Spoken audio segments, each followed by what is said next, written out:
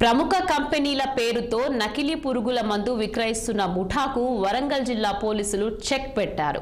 అన్నదాతలను మోసం చేస్తూ పెద్ద మొత్తంలో నకిలీ పురుగు మందు విక్రయిస్తున్న 5 సభ్యుల ముఠాను వరంగల్ టాస్క్ ఫోర్స్ మట్టెవాడ పోలీసులు సంయుక్తంగా అరెస్ట్ చేశారు. నిందితుల నుంచి సుమారు 34 లక్షల విలువ చేసే వివిధ బ్రాండెడ్ కంపెనీల నకిలీ పురుగుల మందుతో పాటు 2 కార్లు, 5 సెల్ ఫోన్లు స్వాధీనం చేసుకున్నారు. వివరాలను సిపి అంబర్ కిషోర్ వెల్లడించారు.